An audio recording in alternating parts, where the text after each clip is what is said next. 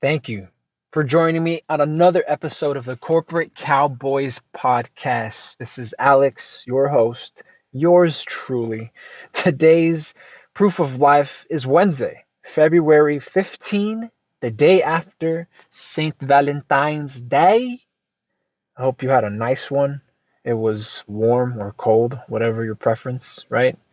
You were either busy or you were alone, or you were getting busy alone and not in a touching yourself kind of way. Just being a productive, like every day. That said, this podcast is, of course, for professional development, and I hope that you take away from episodes like this certain insights, certain skills, really just insights and knowledge, maybe some practical wisdom that you can apply today, tonight, tomorrow, as far as developing and improving your position in relation to corporate. Because, as the podcast caption or title says, you want to be able to work with corporate. Not for corporate, work with corporate. And to do so, you must value yourself as a professional in order to advocate for yourself as a professional at the same level as a corporation. And that takes some fucking fortitude. That takes some balls. That takes professionalism in order to be able to keep the forest in view while you analyze the trees. If you know, you know. If you know, you know. Today's question comes from r/career guidance. They're asking for advice. They're saying, I have a job offer that's 60% more than what I make, but will turn it down.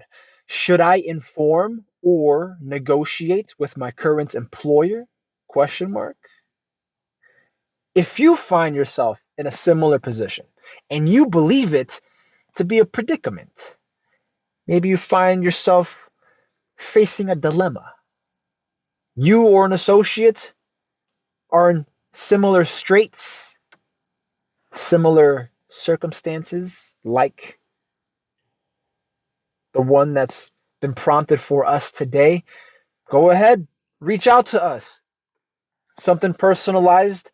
If you want an opinion, a second look, another brain, in part by the corporate cowboys, just somebody to spitball ideas with. We do it very formally. There is an intake process, there is an interview process. Our rates are more than reasonable, but our mission, our our vision is that you have associates that you could bounce these ideas off of.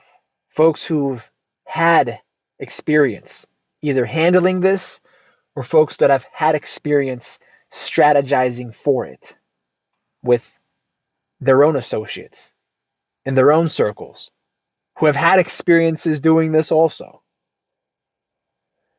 I'm fortunate enough, and I believe it's fortune. I'm fortunate enough to have been touched with that interest, to have had my interest piqued by this type of sociological work, not that pseudo theoretical bullshit, the watered down stuff that's being passed off as Marxism or socialism or whatever the fuck. Right? I enjoy working with people in order to have them improve the way they work with people and groups of people. That's organizations. That's corporations. That's governments, which are really just corporations with badges, with licenses. The body of this one says, it's asking, the offer I got is 60% more pay, but heck, a lot more stress. Okay. So, yeah, obviously there's going to be some compromise there. With money, with great money comes great responsibility. Typically, typically, so the story goes. With great power comes great responsibility, and likewise, if you're being compensated handsomely, if you're being compensated an exorbitant amount of money, you need to expect that the duties, the responsibilities coming your way are going to be on par, are going to be proportionally large. That said, there are a lot of considerations that you have to take in assessing, evaluating your options, whether or not you take the offer or you decline it. So it continues here. It says, I'm about to be married in 6 months and doing well in my current job in a reputable company in terms of employment, flexibility, and work life balance. I mean, I typically say if it ain't broke, find how you can make it better, right? You're already making good money. You have good work life balance, but you have 60% increase in salary staring at you in the face. Granted, the responsibilities are going to be equally grand, equally large. And so you could expect that. But looks like you want to make a family. Looks like you're about to start not settling, but nesting, right? You're going to get married, maybe have kids, right? They haven't alluded to that in this fact pattern, in this prompt, but those are additional questions, additional considerations that they should reflect on in making that decision. 60% more is 60% more. And the responsibilities are expected also to increase with your salary. But, another consideration. Do the responsibilities spill over? Spill over the hours or the amount of time and focus? Because granted, you will be expending more energy, but do they spill over the focus that you already contribute to work? Or will it remain cabined within whatever work hours you have? 9 to 5, 9 to 6, 8 to 4, 8 to 5, 8 to 6. I don't know what shift it is you work. You could be working overnight in something technical, special. We don't know what your base salary is right now. We don't know what you make, right? We don't know what this industry is that you're in, where you're working for a reputable company. But there may be additional opportunity that comes with that 60% increase and more responsibilities that you just don't see yet. I mean, if it's just an offer, consider scheduling an interview, learning more about it. Again, these are questions and considerations you should be taking into account. If I had you as a client, I would want to know in order to help you navigate the decision making, in order to help you strategize your next move. Plan the action you're about to take on in corporate, because even declining it is an action. Turning it down is still an action. Whether or not it follows you, who knows? Have you done a deep dive on the company trying to recruit you? Where is this 60% coming from? How have these additional responsibilities been calculated, been distributed? How was that decided? We don't know, because we don't know if our client here, our hypothetical client here, has asked these questions. They're not telling us, at least. Maybe they've already made that decision because they've gone through that process, as a consummate professional should. So it says, It continues here, the body. It says, I'm in the renewable energy industry. There you go. We got more information to work with. And it says it's not the first time, the first company. It's not the first time I've been approached. All right. It's along the same lines. I was going to say the first company that has approached me, but maybe my ears perked up. My senses perked up when it's not the first time. The reputable company I work in is a factor as well, I guess. It says here, there's still room for growth and exposure as I'm just 20 months in my current company. Okay. I kind of like the way they worded that. The 20 months makes me think they have a plan. Makes me think they're tracking their progress month to month. Otherwise, they would have said a year, a little over a year and a half, right? But the 20 months is exact. It sounds calculated. It sounds surgical. I like it. I like it. It's how a corporate cowboy would move. Now, that sentence there that says the reputable company I work for is a factor as well. That leads me to believe that the reputation the company holds is a big factor of why they are there. Because maybe they've done something in the renewable energy industry that sets them apart from everyone else. And so given that our hypothetical client here is only 20 months into whatever employment agreement they've signed, I don't know if it's for a term of years or if it's just ongoing, recurring, self-renewing. We don't know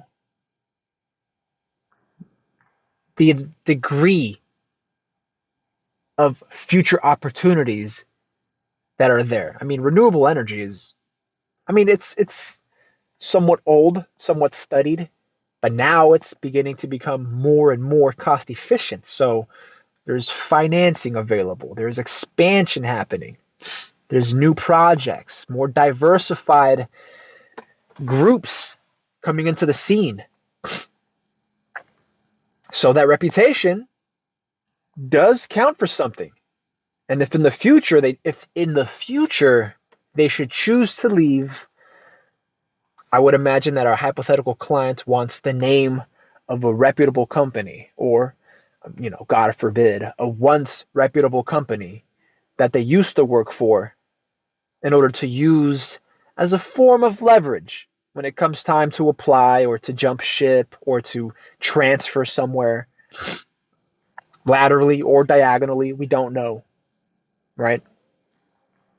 And it says here that, yeah, they're only 20 months in, so it leads me to believe that they haven't exhausted all of their opportunities for advancement, all of their opportunities to promote. Again, we don't know what their base salary is even. So it's possible that they haven't reached whatever cap is possible for their position. And the last paragraph here, it says, should I in any way let my employer know that I just got approached and had this offer? Question mark. And it says, the last sentence here says kindly advice. Kindly advice. Maybe they meant with an S.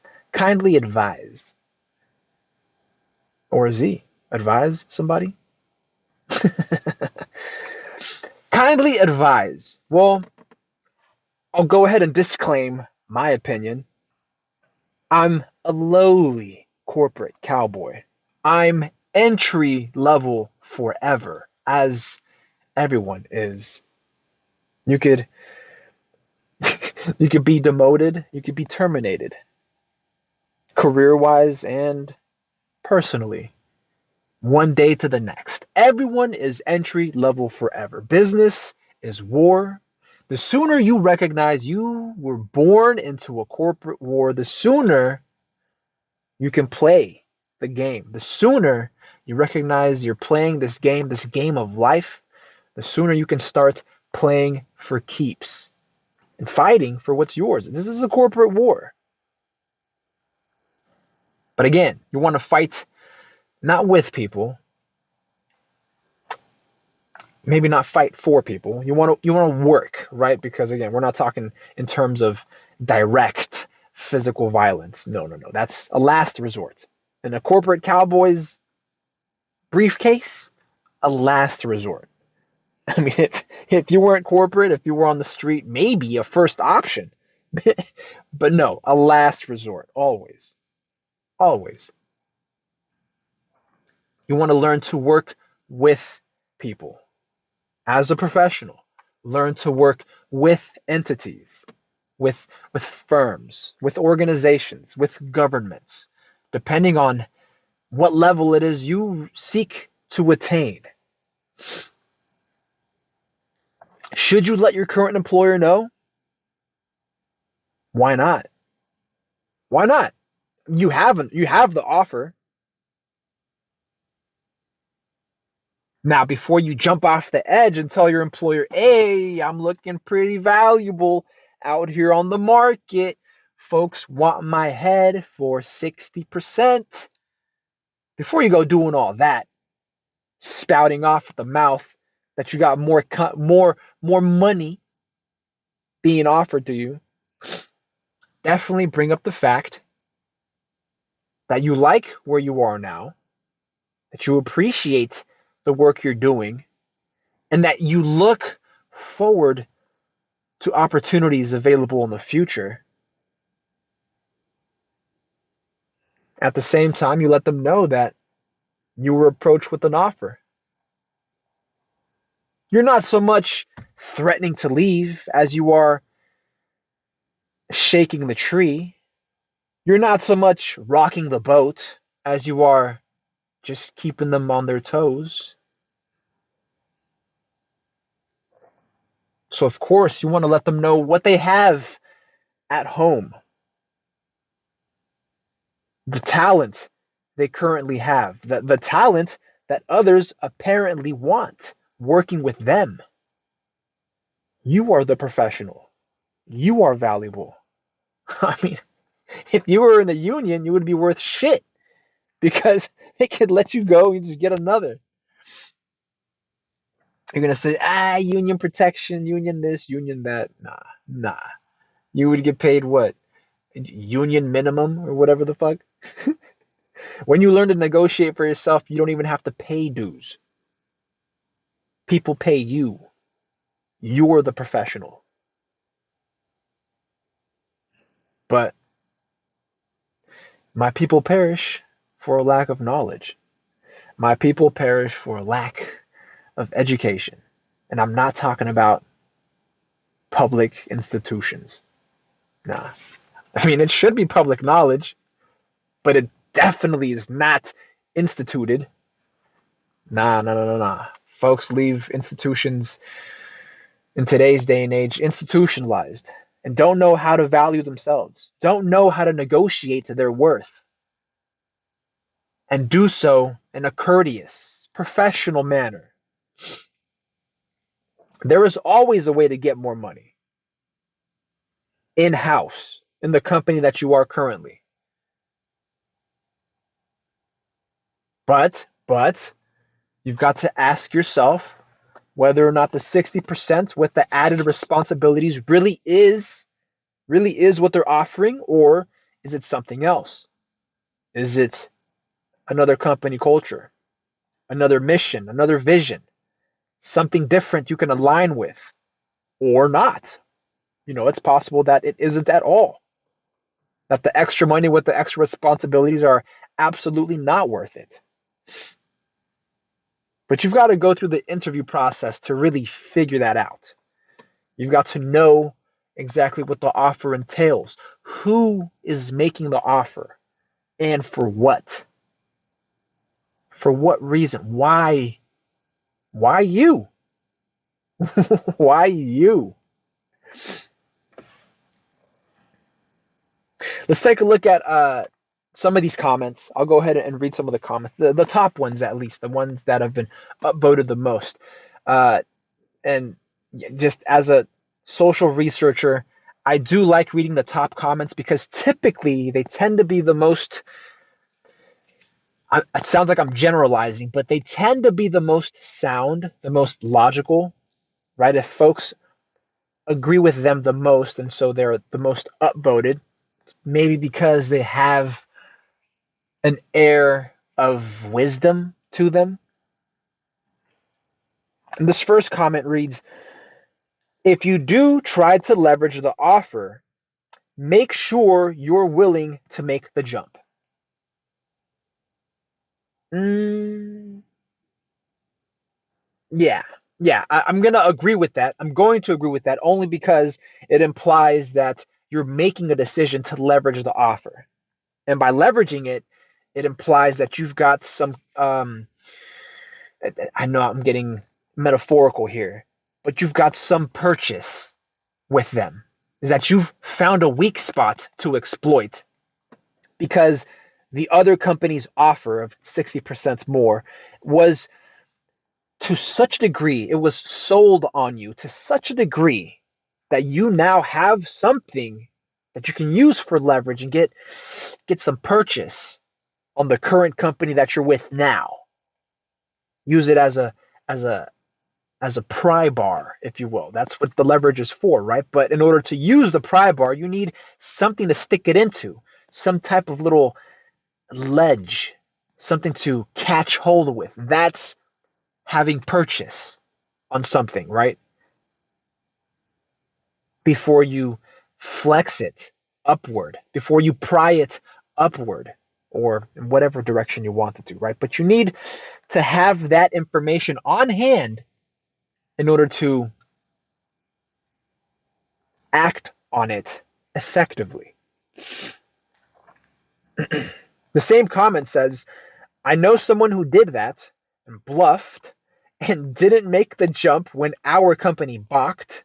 Okay, so your company fucking fumbled the bag. And it says, pretty sure they stayed grossly underpaid until they finally left the company 2 to 3 years later. That's It's good advice. It's good advice. I think if you're going to leverage that information, it requires you knowing exactly what the offer entails. This 60% more. Obviously, you're about to get married. You want to take your significant other into account, right? Your spouse. You want to let them know what exists for you in terms of career moves. And as your hypothetical consultant, I would also take them into account, whether or not uh, the added stress that you'll be taking on from work is something they might expect or not expect to spill over at home.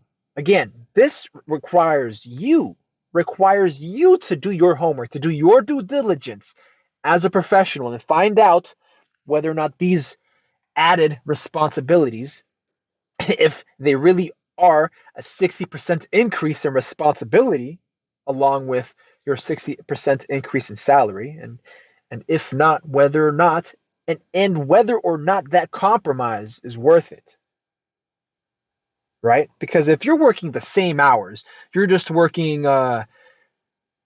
maybe not harder, but in different areas in that renewable resource, renewable energy field. You're learning more. You're being exposed to more. You are responsible for more areas of work. And if that does not leave your 9 to 5 shift, let's take, for example, just for the sake of argument, if that does not leave your 9 to 5 shift, I see it as a win win. Me personally, because I'm in love with the game. I love the work. I love doing dirt. If there's an increase in responsibility and I'm getting paid 60% more to do something I love, and I don't have to worry about taking my work home if I don't want to, that's a win. That's a definite dub. It's a W in my book. Why? Because it aligns with my ultimate vision of professional development and being a better professional. Now, again, that requires you doing your due diligence in order for you to negotiate effectively. We can help you with this. If you find yourself in a similar position, if you know somebody who's approached you and you don't know how to help them, refer them. Refer them to us. There's a saying out there that it's sad that we may have a social circle of people that we go out with to bars or I don't know, entertainment venues when we sit and talk and bullshit, just talk about nothing, just utter nothings, utter nothingness. And yet we don't have a circle of people we can come to and explore ideas to improve ourselves, to explore entrepreneurial ventures, to explore career moves and strategy for professional development and future building. But we exist. We're here. Sometimes we're not in your immediate circle, but the fact that you're listening to this podcast should tell you that you're interested in having an associate who can do that for you. And we are more than happy to help. The second comment I'll read also, it says, if you work for a large company or organization, then yes. Yes, as in you should let them know. You should let them know. Me personally, I say, what have you got to lose? Obviously, you want to inform yourself.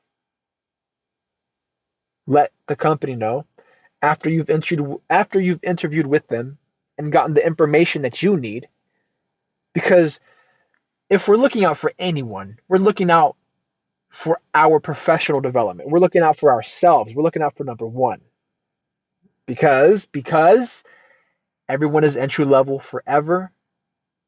So unless you've got some type of special tie, some special relationship to your manager, to your supervisor, to this reputable company in renewable energy, you don't owe each other, you don't owe one another anything, right? Unless legally you're like a fiduciary and you've got legally duties. You've got legal duties. You're legally bound to them to act for them and in their interest. You don't owe one another anything.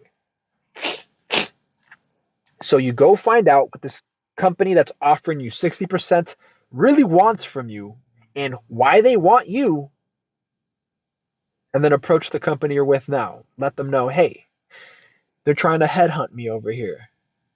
What are my options? You lay it out for them because you know now what your options are at that other company. You want to be as thoroughly informed as possible. That is conducting your due diligence. That is your duty. You have a duty to yourself, an obligation to yourself as a professional to act as a consummate professional. Know what options you have outside of the firm. If you haven't already informed yourself on what options you have inside of the firm, and then approach your current company. Approach the leadership, the senior execs. Let them know what's it like in the trenches, in the marketplace, because they may not be worried about their own positions, right? They're tenured, they're protected in ways, in a sort of way, but they're also entry level forever. I mean, let's not get it twisted. But you should let them know that they're always in risk of losing talent. Keep them on their toes. You're not necessarily rocking the boat. You're not going to approach them right off the bat and treat this 60% offer like you're sticking them up for money. No. You're a professional. You're not here to rob anybody. This isn't the street. This isn't a taking by force. This is a taking by persuasion. This is a taking by a professional courtesy of sorts. You're doing them a favor. It says, continuing. If you work for a small business that's more or less run by just one person, then no. This happens all the time at large organizations, and it's a great way to negotiate better pay and benefits. In small organizations, people's egos can get in the way. And if it's truly a small business and you offend the right person, they can just fire you because you don't have as many protections. You see what I'm saying? You see what I'm saying? So I personally did not take into account the size of the business. Why? Because you're moving professionally, regardless of the size of business that you're in. But it's a good it's a good point to keep in hindsight that the size of the business matters. Why? Because that's going to dictate who you report to and what span of control they have over you, your career, your professional development. If they are some type of influence that you cannot negotiate away, then you've got to negotiate with, right? You've got to work with them. Don't fight them. Don't fight with them. Negotiate and work with them. Large business or small business, it's the same approach or a very similar approach. Now, if they do let you go, right? This will have been after you've assessed what options you have. And of course, if you approach them in a professional manner, a courteous manner, right? You're not sticking them up for a salary increase. They should have no reason to terminate your employment. They should not have a reason to terminate your employment. But if you choose to introduce this offer to them, if you choose to present it to them, how you present it could also dictate how they act. If it's perceived that you're using it for leverage, it's up to you to know exactly who you're dealing with and how they may act. At that point in time, I mean, unless you're dealing with a psychopath who would terminate you one moment to the next, typically we're dealing with business people who are also, to a degree, professionals.